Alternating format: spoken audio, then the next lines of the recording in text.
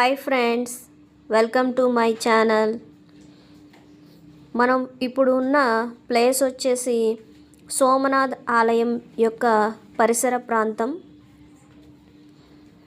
ఎవరైనా నా ఛానల్ని ఫస్ట్ టైం కనుక చూస్తున్నట్లయితే ఇంతకుముందు సోమనాథ్ ఆలయం గురించి అయితే వీడియో చేశాను, ఆ వీడియో చూడండి. మనం ఇప్పుడు నెక్స్ట్ చూడబోయే ఆలయం థంబ్నెయిల్ చూశారు కదా, బాలకా తీర్థ్ ఆలయం. ఆ ఆలయం అయితే ఈ సోమనాథ్ ఆలయం నుంచి 4 కిలోమీటర్ల దూరంలో ఉంటుంది. ఆ శ్రీకృష్ణుని బాలకా తీర్థ్ ఆలయానికైతే వెళ్దాం రండి. చూడండి, ఇక్కడ హిందీలో రాసి ఉంది, శ్రీ బాలకా తీర్థ్ మందిర్ అని వ్రాసి ఉంది.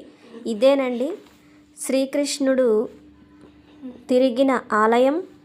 ఈ ప్రదేశంలోనే శ్రీకృష్ణుడు నిర్యాణం చెందాడని పురాణ కథల ద్వారా మనం తెలుసుకోవచ్చు. ఇక్కడే శ్రీకృష్ణుడు మరణించిన ప్రాంతం అని పురాణ కథల ద్వారా మనం తెలుసుకోవచ్చు.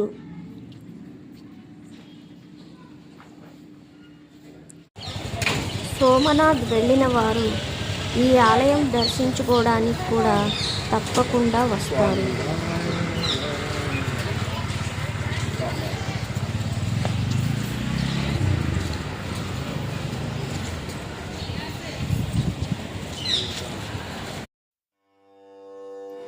శ్రీ మహావిష్ణువు యొక్క 8వ అవతారమైన శ్రీకృష్ణుడు ఏ విధంగా మరణించాడు అని మనం గనక చూస్తే, మహాభారత యుద్ధ సమయంలో తన 100 మంది కుమారులను కోల్పోయింది గాంధారి. 100 మంది కౌరవులను కోల్పోయిన గాంధారి అత్యంత కోపిష్ఠురాలై శ్రీకృష్ణుడికి శాపం అయితే విధించింది. ఈ శాపం కారణంగా శ్రీకృష్ణుడు మరణించాడని పురాణ కథల ద్వారా మనం తెలుసుకోవచ్చు. శ్రీకృష్ణుడికి సంబంధించిన ఆనవాళ్ళన్నీ ఈ ఆలయంలో అయితే మనం చూడవచ్చు. ఇవేనండి శ్రీకృష్ణుడి యొక్క పాదములు.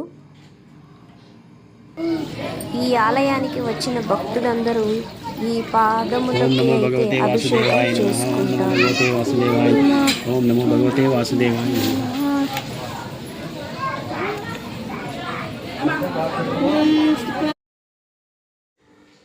తర్వాత ఇప్పుడు మనం శ్రీకృష్ణుడి అన్నగారైన బలరాములు వారి యొక్క గుహ కూడా ఇక్కడే ఉంది.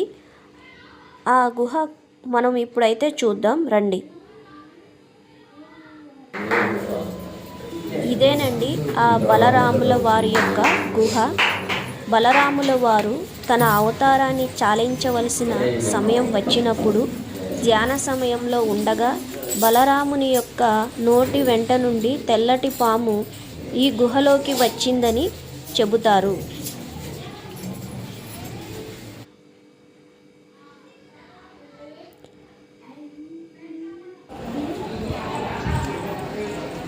ఇక్కడ వీడియోలో చూడండి, బల్దేవ్జీ మందిర్, బల్దేవ్జీకి గుహ. ఈ గుహలోకైతే మనం ఇప్పుడు వెళ్దాం రండి. ఇక్కడ బలరాముల వారి యొక్క ఆదిశేషు అవతారం మనం దర్శించుకుందాం రండి.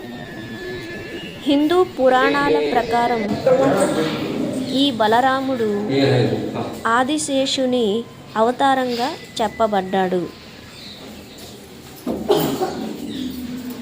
ఈ గుహ లోపలికైతే వెళ్దాం.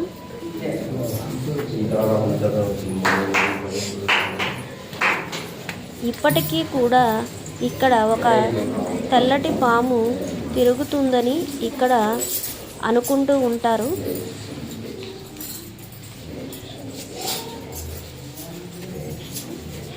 మీరు కూడా ఈ ఆదిశేషుని యొక్క అవతారం దర్శించుకోండి. పురాణ కథలలో చెప్పబడిన ఆనవాళ్ళన్నీ ఇక్కడ మనం చూడవచ్చు.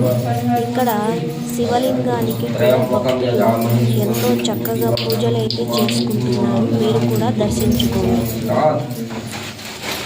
कर्पूरगौरम करुणावतारम संसारसारम भुजगेन्द्रहारम सदा वसंतम गिरधारविंदे भवम भवानी प्रीतम भवम शंभो हर हर महा.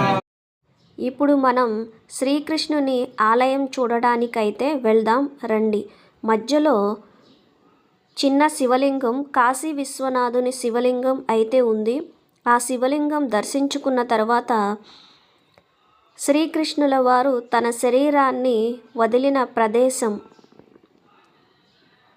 పురాణ కథల ప్రకారం జర అనే వేటగాడు దూరం నుంచి చూసి జింక అనుకుని భ్రమపడి విషపు పూసిన బాణాన్ని ఆ జింకపై వేస్తున్నానని భ్రమపడి ఆ బాణాన్ని వదలగా ఆ బాణం వచ్చి శ్రీకృష్ణుని యొక్క పాదాలకు తగిలి శ్రీకృష్ణుల వారు మరణించారని మనం పురాణ కథల ద్వారా తెలుసుకోవచ్చు.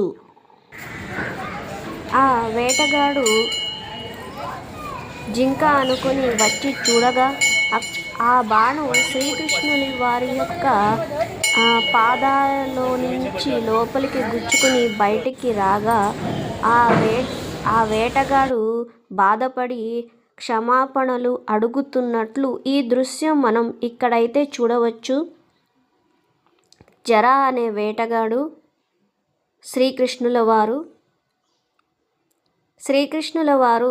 ఈ జర అనే వేటగాడిని ఓదారుస్తున్నట్లు, నీవు ఏమీ చేయలేవు, నీవు నిమిత్త మాత్రుడు మాత్రమే అని జర అనే వేటగాడిని ఓదారుస్తున్నట్లు ఈ దృశ్యాలన్నీ అయితే మనం ఈ ఆలయంలో చూడవచ్చు. పక్కన ఒక చెట్టు ఉంది, చూశారు కదా. ఇది కొన్ని వేల సంవత్సరాల నుంచి ఇక్కడే ఉందంట. ఈ చెట్టు కిందనే శ్రీకృష్ణుల వారు మరణించారని మనం పురాణాల ద్వారా తెలుసుకోవచ్చు. చూశారు కదా ఫ్రెండ్స్, ఈ బాలకా తీర్థ ఆలయంలో ద్వాపర యుగంలో ఉన్న సత్యాలన్నీ మనం ఈ బాలకా తీర్థ ఆలయం ద్వారా మనం కొన్ని విషయాలైతే తెలుసుకోవచ్చు. ఓకే ఫ్రెండ్స్, వీడియో గనుక నచ్చినట్లయితే కింద కామెంట్స్లో జై శ్రీకృష్ణ అని రాయండి.